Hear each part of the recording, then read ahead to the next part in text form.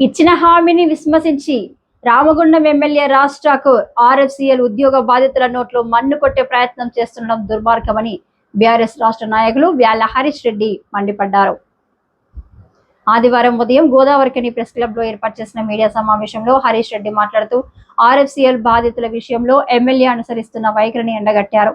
ఎన్నికలలో గెలిపిస్తే 4 రోజుల్లోపు దళారులను జైలుకు పంపించి బాధితులకు పూర్తి స్థాయిలో డబ్బులు ఇప్పిస్తామని స్పష్టమైన హామీ ఇచ్చిన రాజ్ ఠాకూర్ అధికారంలోకి వచ్చి 2.5 సంవత్సరాలు గడుస్తున్నా ఎందుకు పట్టించుకోవడం లేదని ప్రశ్నించారు.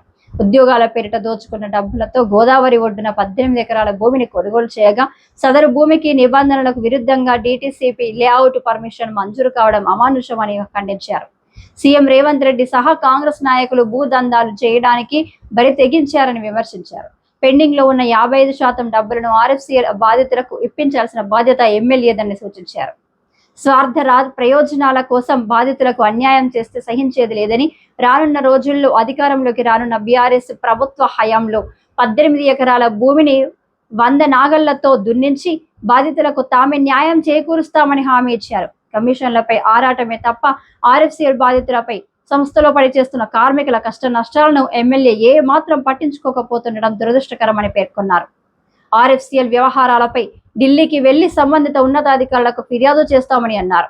అలాగే స్థానిక ఎమ్మెల్యే అనుసరిస్తున్న దగాఖోరు వైఖరిని ఎండగట్టేందుకు స్థానిక క్యాంపు కార్యాలయం ముందు టెంట్ వేసి పోరాటాన్ని కొనసాగిస్తామని ప్రకటించారు. కాగా అడ్డంగా మాట్లాడితే అడ్డంగా నరికేస్తామని వ్యాఖ్యానించిన ఎమ్మెల్యే ఇప్పటి వరకు ప్రజలకు కనీసం క్షమాపణ కూడా చెప్పకపోవడం అతని నిజ స్వరూపానికి నిదర్శనమని విమర్శించారు. ఎమ్మెల్యే చేసిన వ్యాఖ్యలపై పోలీసులకు ఫిర్యాదు చేసి 10 రోజులు గడుస్తున్నా ఇప్పటి వరకు ఎలాంటి కేసు నమోదు చేయకపోవడం అన్యాయమని ఖండించారు. ప్రజల పక్షాన పోరాడే వారిపై కేసులు నమోదు చేయడంలో అత్యుత్సాహాన్ని ప్రదర్శిస్తున్న పోలీసులు ప్రజాస్వామ్యానికి విరుద్ధంగా వ్యవహరించిన ఎమ్మెల్యే పట్ల ఎలాంటి చర్యలు చేపట్టకపోతుండడం స్థానికంగా అపహాస్యమవుతున్న చట్టాన్ని బహిర్గతం చేస్తుందని విమర్శించారు. ఎమ్మెల్యే రాజ్ ఠాకూర్ మక్కాన్ సింగ్ గారు ఎన్నికల ముందు ఈ ప్రాంత ప్రజలకు, ఈ రామగుండం నియోజకవర్గ ప్రజలకు ఒక ప్రధానమైనటువంటి హామీని ఇచ్చి మర్చిపోయారు. ఆ హామీ ఏందయ్యా అంటే ఆర్ఎఫ్సిఎల్ అనే ఒక సంస్థలో ఉద్యోగాలు పెట్టడానికి అప్పుడు ఉన్నటువంటి దళారులు కొందరు కోట్ల రూపాయలు కాజేసి వాళ్ళకి ఉద్యోగాలు ఇవ్వకుండా ఆ డబ్బుల్ని కూడా వాపసు ఇవ్వకుండా నానా రకాల నరకం చూపించినందుకు ఈయన ఎన్నికల ముందు ఒక హామీ ఇచ్చాడు. ఈయన ఏమన్నాడంటే, నేను ఎన్నికైతే ఎమ్మెల్యే అయితే వచ్చిన మొదటి నెలలోనే ఆ దళారులు ఎవరైతే ఉన్నారో, పైసలు తీసుకొని మోసం చేసిన వాళ్ళు ఉన్నారో ఆ దళారులందరినీ కూడా జైలుకు పంపిస్తా, ఆ డబ్బు అంతా కూడా రికవరీ చేసి మీ చేతులకు ఇస్తాను అని చెప్పిండు. ఇప్పుడు నెల అయిపోయింది, ఏడాది అయిపోయింది, 2.5 ఏళ్ళు కావస్తుంది ఇలా కాంగ్రెస్ పార్టీ అధికారంలోకి వచ్చి. మరి ఇయాల్టి దాకా ఒక్క వ్యక్తిని కూడా, ఆ దళారులలో ఉన్నటువంటి వ్యక్తి, ఆ బాధ్యులైనటువంటి ఒక్క వ్యక్తిని కూడా ఇప్పటిదాకా జైలుకు పంపినటువంటి బాబాన పోలేదు. ఏం చేస్తున్నాడు ఈయన? ఇయాల్టి దాకా ఒక్కరిని కూడా జైలుకు పంపలేదు.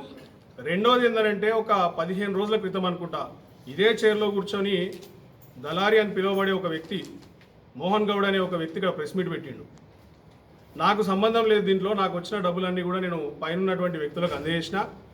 ఆ పైన ఉన్నటువంటి వ్యక్తులు ఇక్కడ స్థానికంగా గోదావరి నది ఉన్నటువంటి ఒక 18 ఎకరాల ల్యాండ్ తీసుకున్నారు ఆ డబ్బులతోనే చెప్పిండు.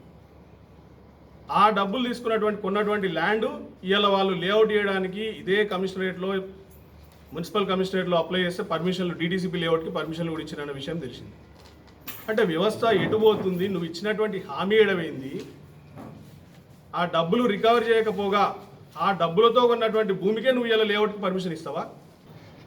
మీరు చేయనేలా ఖచ్చితంగా రాబోయే 2 ఏళ్లలో మాదే ప్రభుత్వం వల్ల మీరు కలలు గంటూరు కావచ్చు, పగటి కలలు. మీ ముఖ్యమంత్రి చెప్పినట్టు 10 ఏళ్ళు నేనే ముఖ్యమంత్రి ఉంటా, 10 ఏళ్ళు నేనే ఎమ్మెల్యే ఉంటా అని చెప్పేసి మీరు కూడా కలలు గంటూరు కావచ్చు, పగటి కలలు. అవి ఏవి నడవవు. రాబోయేది 2-2.5 ఏళ్లలో మా ప్రభుత్వమే. ఆ ప్రభుత్వం వచ్చినాక ఆ 18 ఎకరాలలో ఖచ్చితంగా 100 నాగలు పెట్టించైనా సరే దాన్ని దున్ని ఆ డబ్బుల్ని రికవరీ చేసి 55% బాధితులకు అందజేసే బాధ్యత మాది. ఆ బీఆర్ఎస్ పార్టీ తీసుకుంటుంది. ఆ ముఖ్యమంత్రి అప్పుడు కేసీఆర్ గారు ఉంటారు, కేసీఆర్ గారిని ఒప్పించి ఆ డబ్బుల్ని కూడా రికవరీ చేపిస్తాం. మీరు చేయని ఎడల అంటే మీకు ఎందుకు ప్రజల పట్ల మమకారం తగ్గిపోయింది?